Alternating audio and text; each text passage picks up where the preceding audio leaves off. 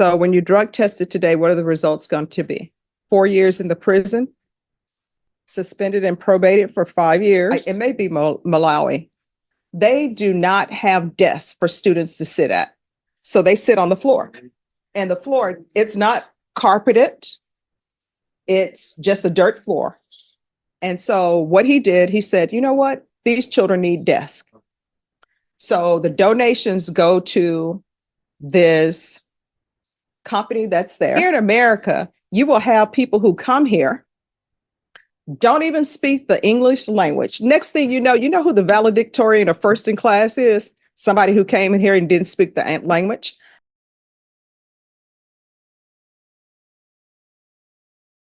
He comes with a plea deal, but instead of accepting it, the judge began questioning him about his education. Let's watch this interesting case. Slaves were not even allowed to read. And here you are, don't have any barriers to going to school. And I'm sure if you needed a uniform, they would have paid for it, but you don't even need a uniform. You just show up. And guess what? That school in Malawi, they don't even get to go there and have breakfast and lunch and dinner and all of that. So there is absolutely no excuse. He comes with a plea deal, but judge instead started questioning about his education. Let's watch this interesting case. Court is calling 2023 CR 10131, State of Texas versus Brandon Anthony Reese. Could I have parties announced for the record for the state? Hank Wilkins for the state, Your Honor. Defense? Ron Ross for defense. Are you Mr. Reese? Counsel, have you received all the discovery? Did you review it with your client? Yes, ma'am. Court will find that the state is in compliance with discovery. Excuse me. Mr. Hicks. Hi. If you need to talk to her, she needs to go to the other end because we're on the record. We're back on the record. Mr. Reese, I'm showing you what's entitled Application for Community Supervision. Did you review that with your attorney? Did you understand it? Yes, ma'am. Showing you what's entitled True Bill of Indictment. Did you review that with your attorney? Did you understand it? Yes, ma'am. Counsel, do you waive the reading of the indictment? We do, Judge. State, are you proceeding on the indictment as presented? We are, Your Honor. Mr. Reese, I'm showing you what's entitled Court Admonishments and Defendant's Waivers and Affidavit of Admonitions. Did you review that document with your attorney? Did you understand it? Did you sign it in all the appropriate places? Yes, ma'am. Did you understand you're charged with the offense of felon in possession of a weapon? That is a third-degree felony. Range of punishment is anywhere from 2 to 10 years in prison and up to a $10,000 fine. Did you understand? Yes, ma'am. If you have a plea with the state, the court does not have to follow your plea. If for any reason the court does not follow your plea and gives you more than you bargained for, the fact that you entered a plea will not be used against you, and you will be allowed to withdraw your plea. Did you understand? Yes, ma'am. Did you understand you have a right to jury trial, a right for you or your attorney to cross-examine and confront any witnesses the state would call and the right to remain silent? Yes, ma'am. Did you understand by entering this plea you were giving up those rights? Yes, ma'am. Did you intend to give up those rights and enter into a plea in this case? Yes, ma'am. Counsel, has your client been able to provide you with any defenses? Yes, he has. Do you believe he has a rational as well as a factual understanding of the charges against him? Yes, I do. Do you believe he's currently competent and was legally sane at the time of the offense? Yes, I do. Mr. Reese, has anyone threatened you, coerced you, or placed you in fear to get you to enter this plea? No, ma'am. Anyone promised you anything other than the plea? No, ma'am. Are you satisfied with the way you've been represented? Yes. Are you a U.S. citizen? Yes, ma'am. Court will find that defendant has knowingly and voluntarily waived his right to jury trial. Sure. Going to show you the plea bargain page. Did you review that with your attorney? Did you understand it? Yes, ma'am. According to the plea, punishment is to be assessed at 4 years in the prison. There's a $500 fine. State recommends community supervision. Did you understand that to be the plea? Yes, ma'am. Defense? It is, Judge. State? Yes, Your Honor. Showing you the waiver of appeal paragraph. Did you review that paragraph with your attorney? Did you understand it? Did you sign it in both places? Yes, ma'am. Did you understand by citing that you're waiving your right to appeal? The only items that can be appealed are written pretrial motions that have been filed, heard, and ruled upon by the court. Did you understand? Yes, ma'am. Counsel, have there been any such motions? No, ma'am. Next, I'm showing you outside the agreement. The state is requesting that your community supervision be for a term of 4 years. There'll be a TAP evaluation and 160 hours of community service restitution. Did you understand those are recommendations from the state and the court does not have to follow those recommendations? Yes, ma'am. Then to the offenses charged, how do you plead? Guilty, not guilty, or no contest? No contest. State, any evidence? Yes, Your Honor, I offer State's Exhibit 1 and the attachments. Defense has no objection. All right, state you may continue to confer. Showing you what's entitled waiver and consent to stipulation of testimony and stipulations. Did you review that document with your attorney? Did you understand it? Did you sign it in all the appropriate places? Yes, ma'am. Again, did you understand you have a right to jury trial, a right for you or your attorney to cross-examine and confront any witnesses the state would call in the right to remain silent? Yes, ma'am. Did you understand that today the state will be presenting evidence in the form of witnesses' statements and police reports, but most importantly, there will be no live testimony? Did you understand? Yes, ma'am. Court will find that defendant has knowingly and voluntarily waived and consented to stipulation of testimony and stipulations. Court will accept into evidence state's exhibits 1 and attachments and review the same. All right, after reviewing state's exhibits 1 and attachments, the court will find there's sufficient evidence to find you guilty, and the court will find you guilty. Are you proceeding with sentencing? Yes. Yes, we'd like to, Judge. Anything you wish to say on behalf of your client? He's got one prior felony. It was back in 2011. It wasn't a weapons charge. It was evading, I think. And I don't think he has any other felony cases. He understands that if he messes up, he's going to go to prison. He doesn't want to go to prison. I would just ask you to accept the plea bargain agreement. Go ahead and sentence him to give him the 4 years probation. All right, how many children do you have? I have 2. What are their ages? One is 10, one is 7. Are you involved in their life? CPS, they took them like a long time ago. Okay. Do you have any other children on the way? All right, what's up with the tattoo on the neck and all of that? It's a Ferragamo symbol. All right. It's a Ferragamo. All right, we know where we are, don't we? Because nobody is just putting symbols around just to, oh, I like this brand. Yeah, it's just Ferragamo. Yeah. I like that brand. Yeah. Mhm. Nobody likes a brand that much to put it on their body. It amazes me, people who are not from San Antonio, when they see people with all the San Antonio Spurs, they're like, oh my gosh, they must really be into their team to put a spur on their head. I'm like, okay. Yeah. All right. When's the last time you had employment? Well, I do temp. I also do like referral, like Medicare, health insurance referral. Yeah. What do you mean you do referrals? So I refer health insurance, like Medicaid, like low. Oh, are these Like the for people people who that can't get it, like it's Medicaid insurance. So every person that I do refer that signs up, he pays me for.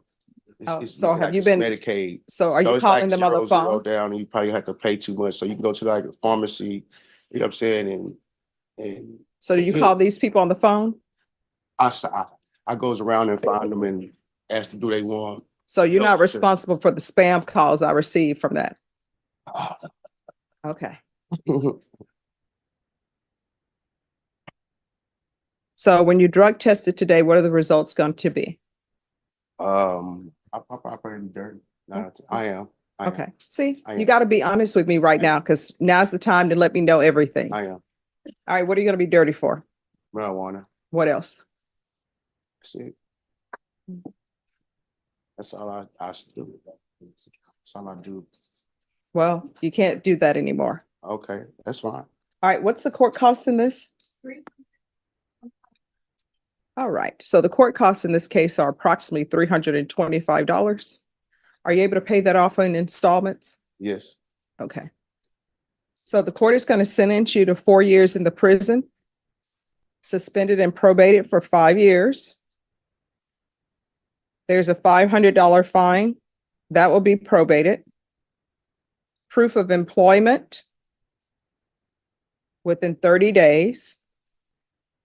There's to be no employment as a home health care provider or with minors. How far did you go in school? To 10th grade. Why? Why didn't you graduate? I tell people this all the time. You know what's a shame? School here is free. I've seen some documentaries where little children, elementary school children, they have to walk to go to school. And Lawrence O'Donnell has this thing, and I try to send donations to him. It's called Kids in Need of Desks. And you know what that is? Need of what? Kids, KIDS, in need of desks, DESKS. And you know what it is? There's a country, and I want to say it's on the continent of Africa. It may be Malawi. They do not have desks for students to sit at. So they sit on the floor. And the floor, it's not carpeted. It's just a dirt floor. And so what he did, he said, you know what? These children need desks. So the donations go to this company that's there.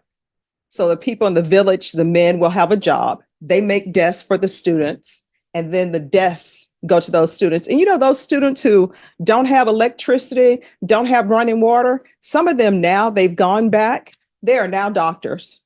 And here in America, you will have people who come here, don't even speak the English language. Next thing you know who the valedictorian or first in class is? Somebody who came in here and didn't speak the language. I don't know what's wrong with people dropping out of school and acting like it's too hard. And since it's Black History Month, slaves were not even allowed to read. And here you are, don't have any barriers to going to school. And I'm sure if you needed a uniform, they would have paid for it, but you don't even need a uniform. You just show up.